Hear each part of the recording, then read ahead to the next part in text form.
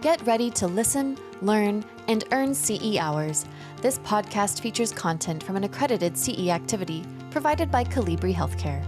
Visit elitelearning.com/podcasts for accreditation and disclosure statements and instructions on how you may be able to earn CE credits.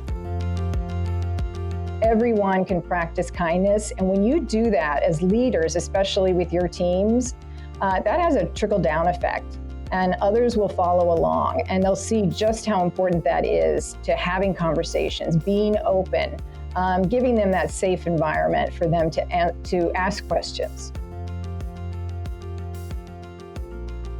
Welcome back to Building Your Credibility and Team Skills with Bridget Sarikas and Kathy Scott. I am your host, Leanna McGuire, and we continue our discussion on why positive reframing is critical in healthcare leadership. And our topic for this section is on practicing kindness before rightness. This should be an interesting discussion. Talk to us about this particular reframing.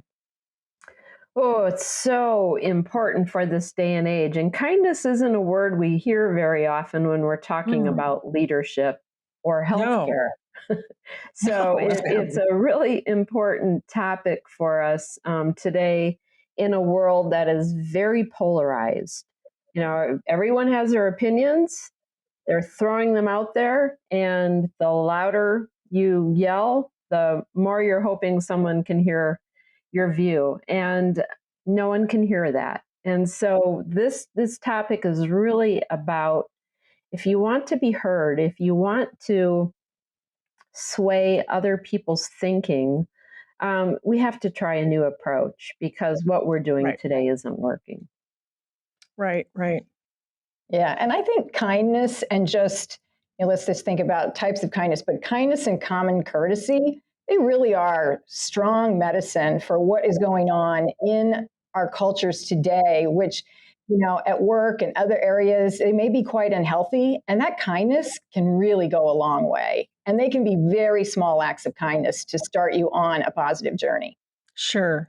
And that kindness, I'm assuming, versus rightness helps us to be more open to other people's perspectives and opinions and all those good things, correct? Hopefully it does. It helps the other person relate to you, so that you can have a real conversation. But when we're insisting that our perspective is the truth, we just shut down the room. And what we're saying to everyone else in the room is, my perspective is more important than you, and I really don't need to hear from you.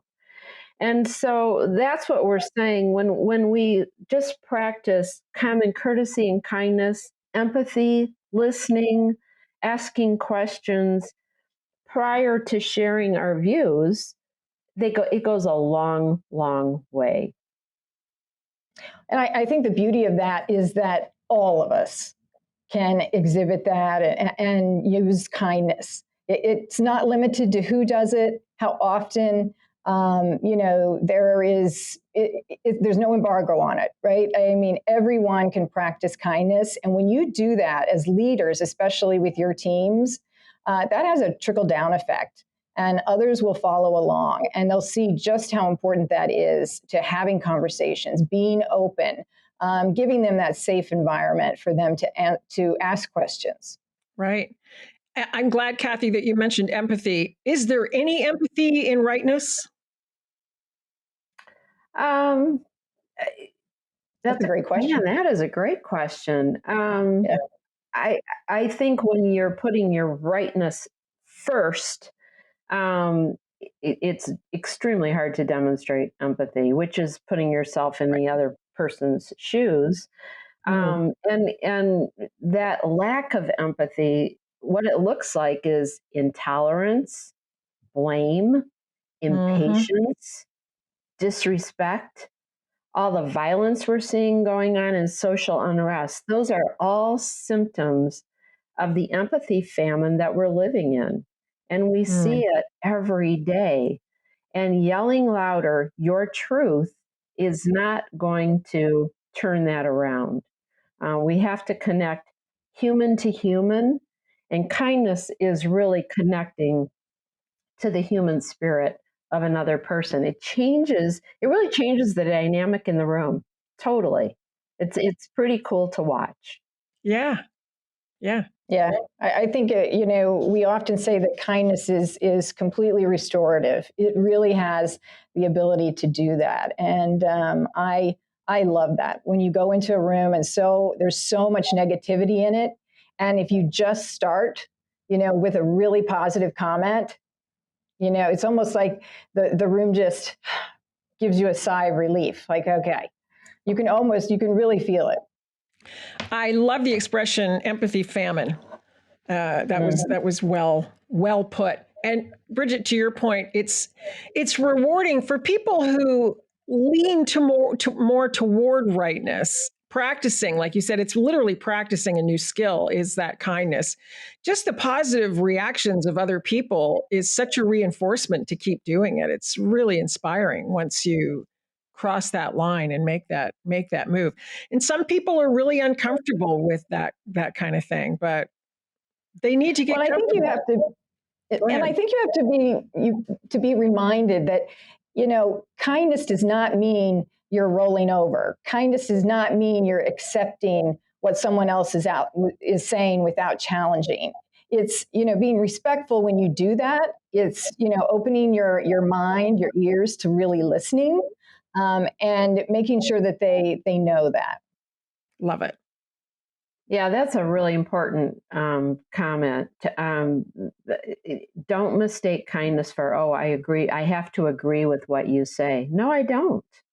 It's how I go about it. And if I don't even care enough to hear why you think that, that's a demonstration of lack of empathy. I mean, so tell me why you think that. And we don't know other people's experiences, and it's always good to be able to connect with them and understand where they're coming from, their point of view. It's important. Yeah, I like the way you spoke to it being fully present with someone and really paying attention to their opinion and hearing that, because that touches us on a completely different level, right?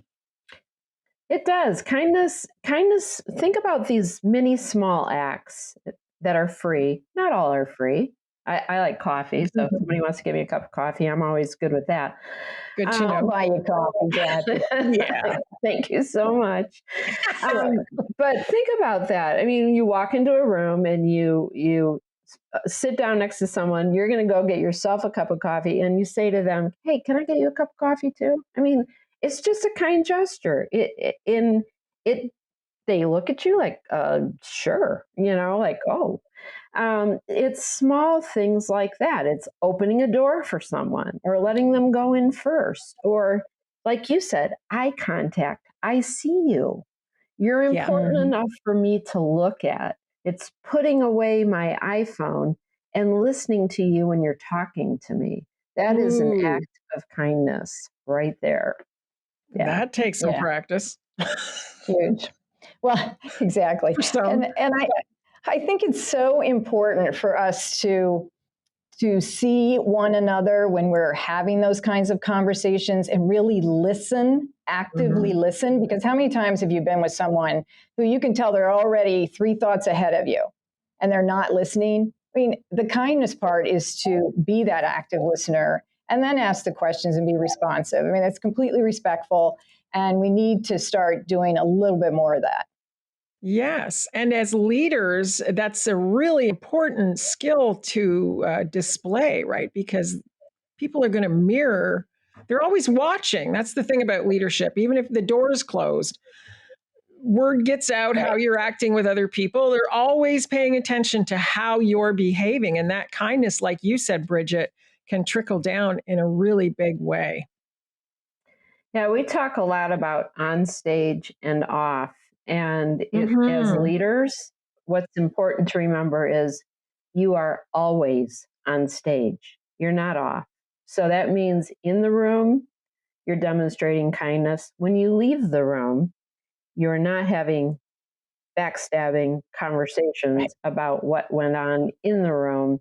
You're continuing in that mode, and it just brings the anxiety level down significantly and frees people up to do the same, to be more respectful to each other. It's really powerful in changing a dynamic and a culture. Right. Yeah, and I think one of the important things about that is, when you start having those backdoor water cooler conversations, that builds distrust. But when you exhibit this kindness, that builds trust with your team. And you really want to do more of that. Yeah, fantastic. I love that.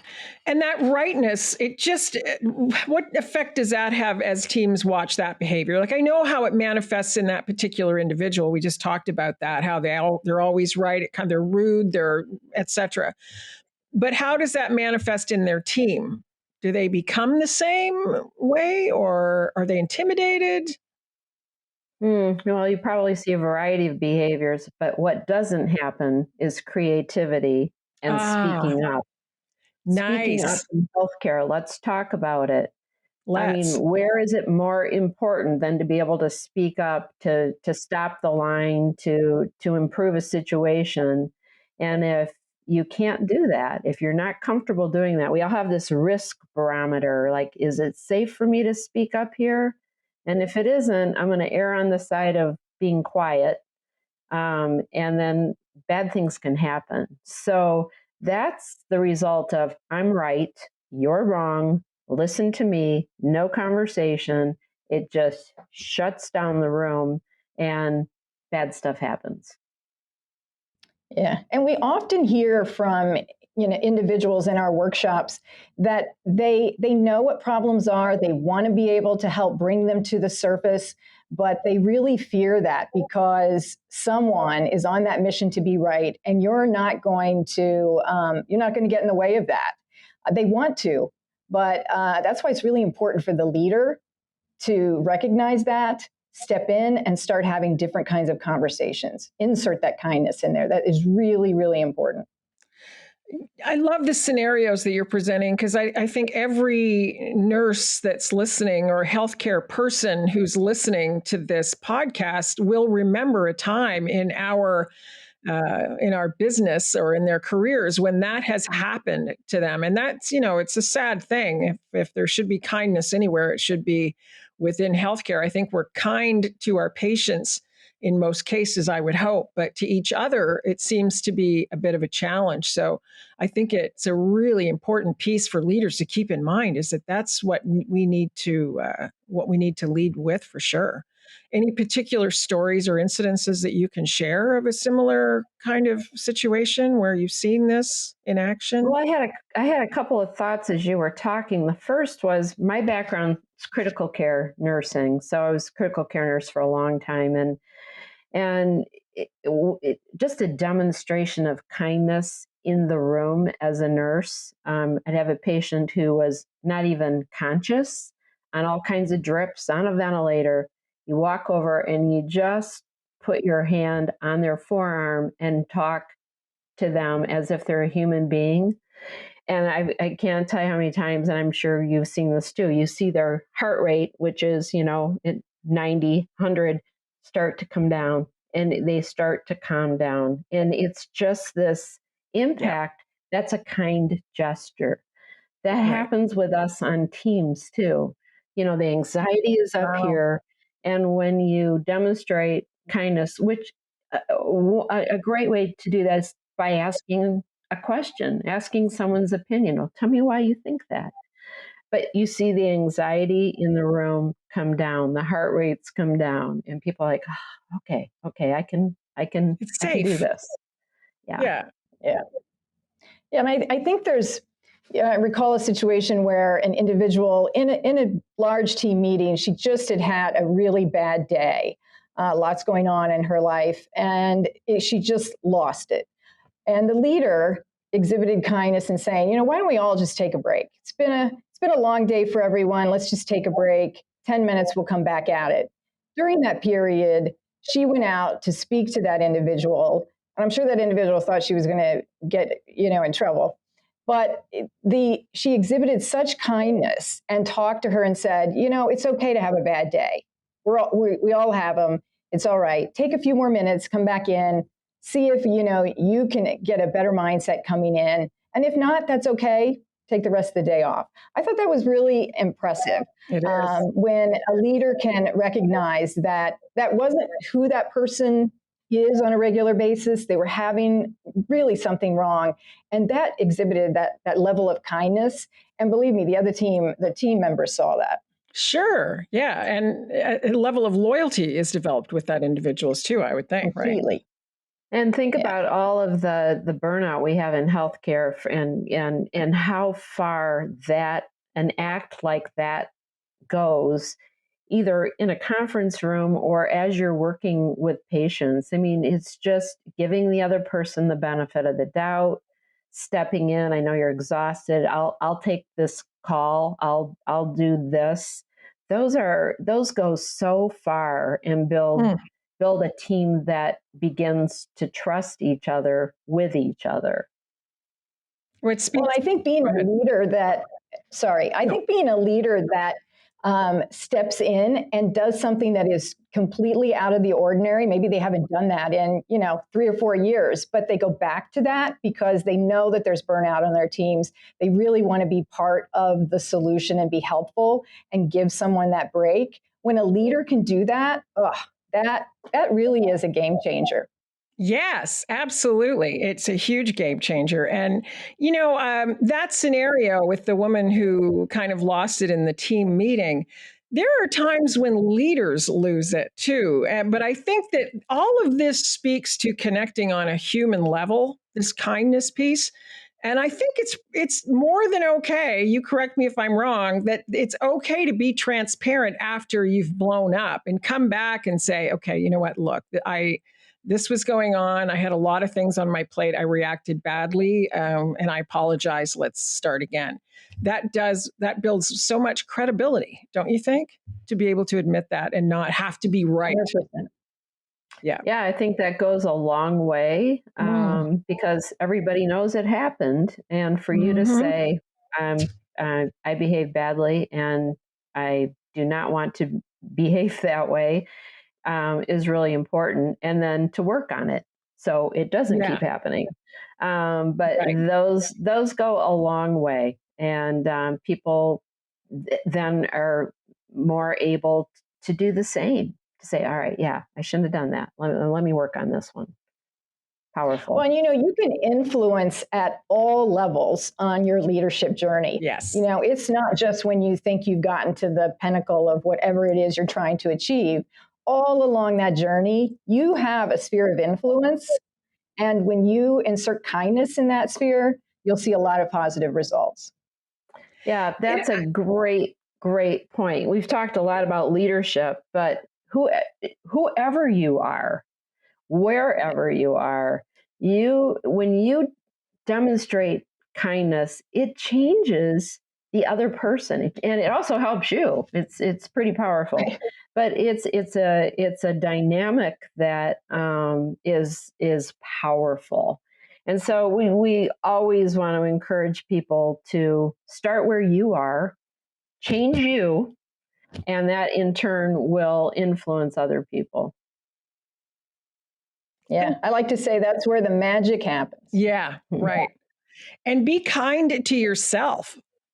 Yeah. There's that. Right. I mean, people who are trying to let go of rightness, if you mess up, or Lord forbid you be wrong, be kind, just allow grace. I think that's a really important thing to think about. I actually think that we'll be talking a little bit more about grace in the next section of this series. So we'll wrap up, but I love the reframing that's happening with this piece as well, of kindness over rightness. And I love that you said reframing that kindness is not just rolling over. It's a strength, and it has has a lot of power and a lot of positive outcomes that can come from that. So that's a really important reframing. The next time we get together, we'll have another episode in this series that will be changing your value equation, grit and grace, living and leading. So we'll look forward to that. And again, we'll get together with Bridget Sirikis and Kathy Scott. Until next time, this is Leanna McGuire for Elite Learning by Colibri Healthcare. This podcast featured content from an accredited CE activity provided by Colibri Healthcare. Visit elitelearning.com/podcasts for accreditation and disclosure statements and instructions on how you may be able to earn CE credits. Take your learning to the next level by subscribing to more podcasts on compelling healthcare topics.